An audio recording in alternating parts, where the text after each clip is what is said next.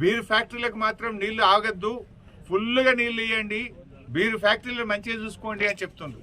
మరి రైతులను ఎవరు పట్టించుకోవాలి? బీర్ ఫ్యాక్టరీలు మంచిగానే చూసుకుంటుండ్రు, మరి మా రైతుల పరిస్థితి ఏంటి? కేసీఆర్ గారు ఉన్నప్పుడు ఎప్పుడు క్రాప్ హాలిడే లేదు, పంటకు నీళ్లు ఇచ్చినాం. కానీ మీకు ఇలా బీర్ ఫ్యాక్టరీల మీద ఉన్న మోజు రైతుల మీద లేదు. బీర్ ఫ్యాక్టరీల మీద ఉన్న ప్రేమ ఇవాళ రైతుల మీద ఈ ప్రభుత్వానికి లేకుండా పోయింది. రైతులంటే చిన్న చూపు.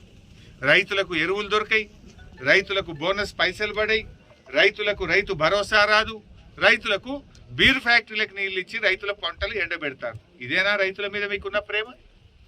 రైతులకు పోయిన యాసంగిలో మొన్న వర్షాకాలంలో అకాల వర్షాలు పడి వడగళ్ళ వానబడి పంట నష్టం జరిగింది. 10,000 ఇస్తామని ముఖ్యమంత్రి హెలికాప్టర్లు వచ్చి చెప్పిపోయిండు. 10 పైసలు వల్లే ఇప్పటిదాకా. ఏడాది అయిపోయింది ముఖ్యమంత్రి గారు, ఇక రేపే ఇస్తున్నా అని చెప్పినావు నువ్వు.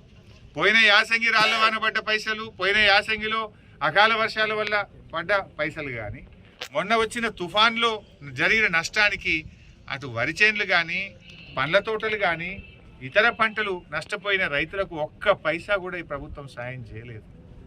మీరు బడా కాంట్రాక్టర్లకు బిల్లులు ఇస్తున్నారు, కమిషన్లు వచ్చే కాడ పైసలు రిలీజ్ చేస్తున్నారు. రైతులంటేనే మీకు ఎందుకు అంత మొండి చేయి చూపుతున్నారు? రైతుల మీద ఎందుకంత నిర్లక్ష్యమో అని నేను అడుగుతా ఉన్నా. వడగళ్ళ వాన పడ్డా, అకాల వర్షాలు పడ్డా, తుఫాను వల్ల నష్టపోయిన రైతులకు పైసలు ఇయ్యరు, బోనస్ పైసలు ఇయ్యరు, రైతు భరోసా పైసలు ఇయ్యరు, ఎరువులు టైం మీద ఇయ్యరు, నీళ్ళు ఇవ్వమంటే నీళ్లు కూడా ఇవ్వకపోతుంది. ఇదేం ప్రభుత్వం అని అడుగుతా ఉన్నాం. అంటే రైతులను ఎందుకు ఇంత ఉసురు పోసుకుంటున్నారు?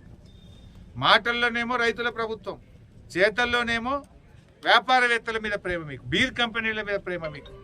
సో ఇప్పటికైనా తక్షణమే రైతులకు పెండింగ్ ఉన్న అన్ని రకాల నిధులు, అది బోనస్ పైసలు కానీ, రైతు భరోసా పైసలు కానీ, వడగళ్ల వాన వల్ల అకాల వర్షాల వల్ల జరిగిన పంట నష్టానికి సంబంధించిన డబ్బులు తక్షణమే విడుదల చేయాలని బీఆర్ఎస్ పార్టీ పక్షాన, రైతుల పక్షాన డిమాండ్ చేస్తుంది.